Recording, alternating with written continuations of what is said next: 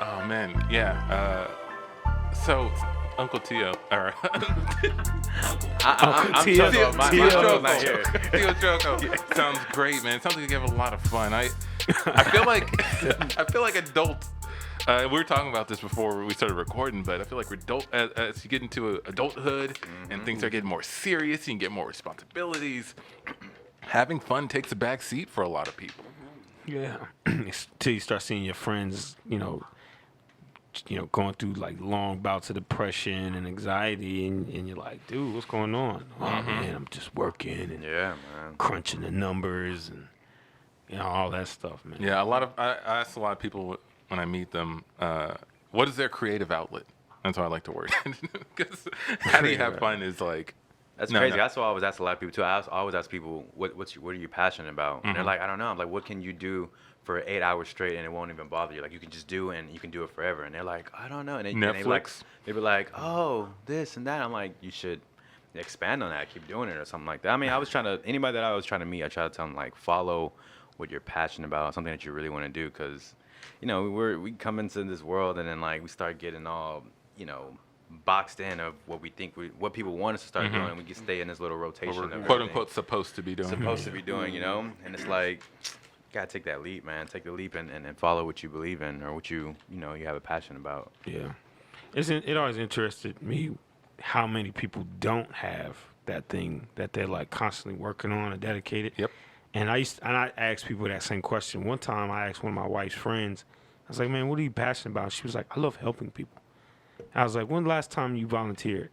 I was like, you can't possibly like helping people. Because if I like helping people, I would be able to remember the last time I helped somebody. You know what I mean? Like, if that was my passion.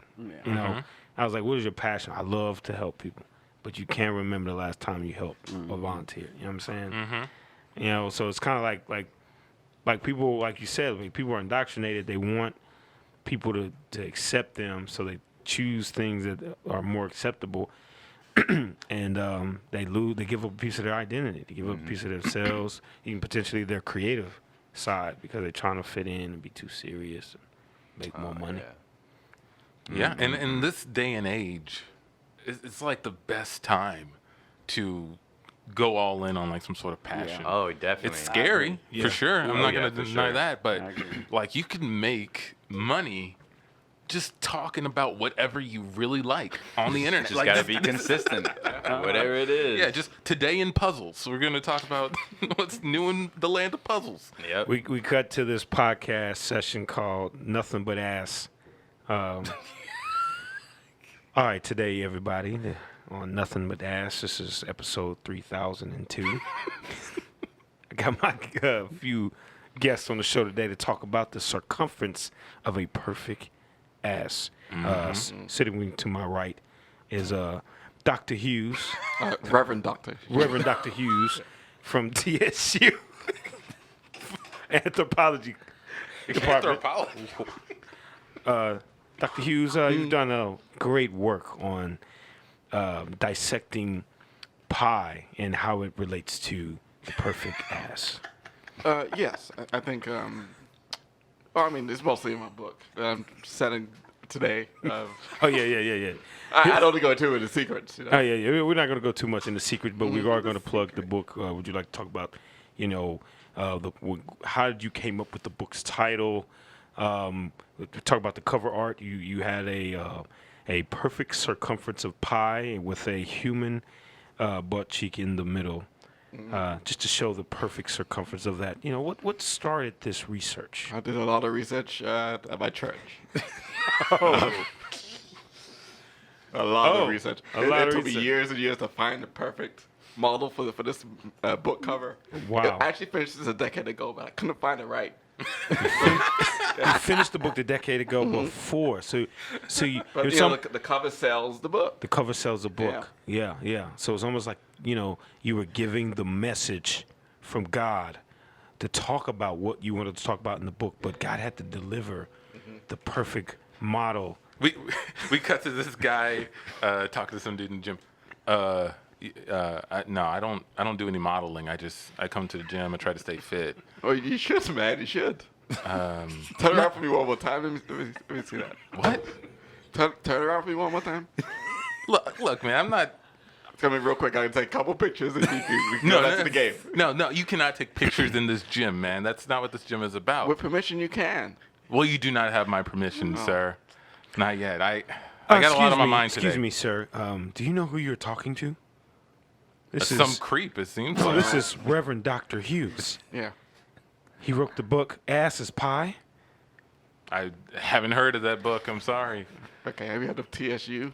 Yeah, of course I've heard of TSU. I run the anthropology department. Oh my God. Yeah. Yeah. So wait. What are you saying? Like, I'm saying I'm a pretty big deal, and if you want to be on a book cover, Listen, his books sell millions. Yeah. Internationally sold. who are you? Oh, I'm his deacon. I'm a deacon at his church. a lot of my church members come to this gym. I was doing Bible study for all the squatters and deadlifters over there, but Yeah, I yeah. saw you guys were having an interaction. But Look, how do I know that this isn't some weird scheme for you to take pictures of dudes' butts and put them in your weird little collection? So take a leap of faith, man. Take a leap of faith. you wouldn't say that to Michael Jackson if he asked you to put on one of his, slippers, would he? Would you? Or his glove? You wouldn't say how. What kind of creepy stuff is that, man? You need to respect Reverend Dr. Are you saying Hughes. that he's on the same level of Michael Jackson? He's the Michael Jackson of anthropology, man? So look, here, pull on these slippers, turn around, and let me take a picture of your butt. We come back to the podcast. So yeah, that was a grueling, long process. I can tell why you wanted to leave the more detailed story for the book. Mm-hmm. But we're glad that we got you to get that man's ass on the cover because it's 14 million copies sold, man. It did. So let's talk about this tour that you're on. What does the book signing tour look like? I've toured a lot of 24-hour fitness gyms. As many as I can get to the country. It's an untapped market. Yeah, I got a national membership. So it. yeah. I'm taking my deacon with me. We're gonna just Oh yeah. do some ministry like on the road. So Yeah, I dig it. All right, we're gonna go in and we're gonna go and take some social media calls. Okay. Okay. Perfect. These are all of our followers from the podcast. Let's just see who rings. Hey, Reverend Deacon. hey, Hey, yeah, this is Paul. First time caller, long time listener. Are you looking for Dr. Reverend Hughes or are you looking for Reverend Deacon? Oh, I'm sorry. Yeah, Dr. Hughes or whoever. Okay. Whoever's the His deacon anthropologist. isn't here yet. Okay, yeah, the he's doctor. still at the gym. He's He's still in 24-hour right now. Yeah, listen, I'm trying to come up with my own business, my own idea. I wanted to see if you think it would be pretty good. Okay. It's called Big Asses on Little Tables. I just want to take pictures of people who are laying on tables, but their ass is too big and they fall off the sides. And I'm thinking like a coffee table book, not That's a anthropology wonderful. like you. That is a wonderful, wonderful idea. All right, I great. will write the forward. I will help you do the research. Oh, If thanks, need be. Doc. I know a lot of good spots. Thanks. I have tables. If you need me to bring a table. We cut to the podcast where this caller's on.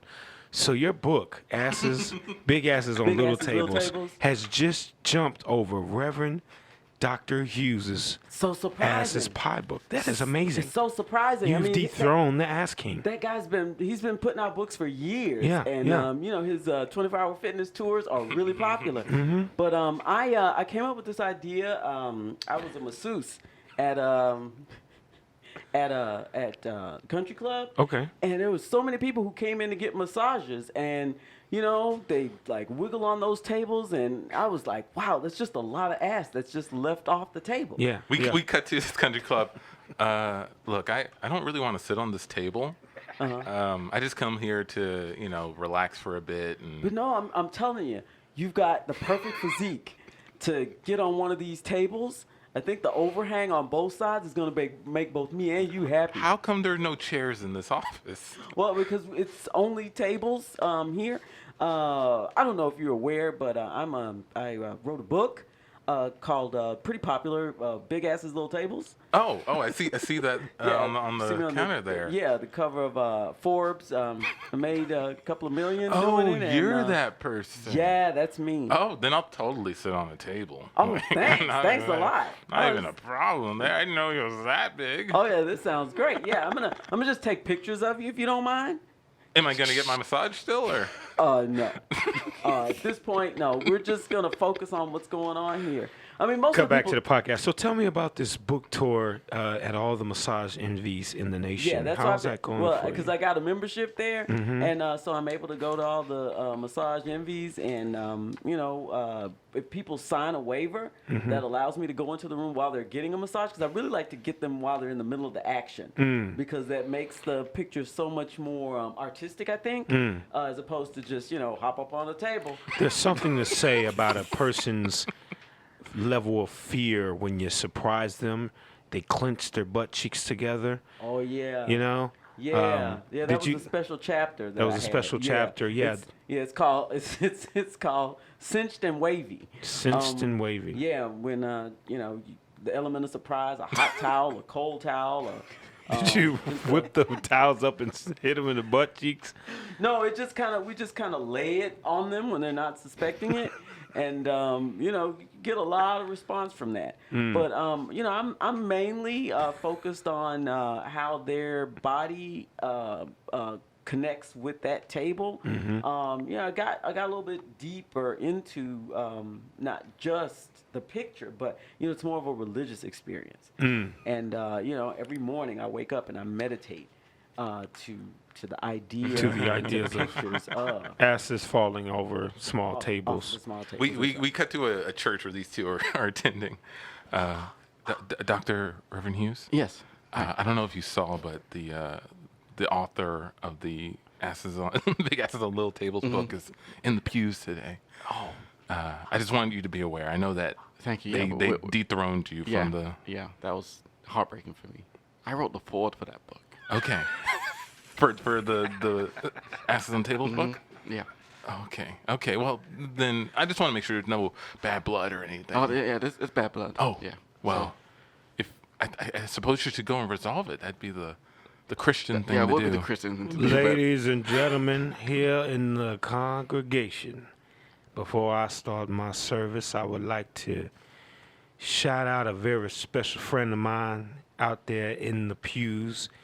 They have been the large investor of our new building of this church. Everybody give a hand for the New York best-selling Times, Big Asses on Small Tables. And don't, I know y'all thinking this is church and how to get away, but it's the title. Oh, my Lord. Come up here, old friend. Come up here and bring them books up here, please. Thank yeah, you. Yeah, Hey, yeah. now hold on just 1 minute. Dr. Hughes. Hey, this is who you want to honor? I was sending that ass long before this imposter. Well, wait. Oh, my Lord. We could settle our differences behind closed doors, but please not in front of the congregation, okay? If I may, I appreciated the foreword that you wrote, but I think that your methodology and your subjects are outdated, and the people have obviously chosen. We're going to let the congregation decide. They're going to send the collection plate around for Big Asses on Little Tables, and we're going to send the collection plate around for Asses Pie, and let the people decide on who they believe should be the top dog, because everybody wins under the house of the Lord. And scene. That's hilarious. But yeah, this is the day and age where you can do something like that. And it would work. Yeah. Definitely work. There's probably a podcast like that on Patreon. Oh, It's a lot of definitely. money. It's got to be.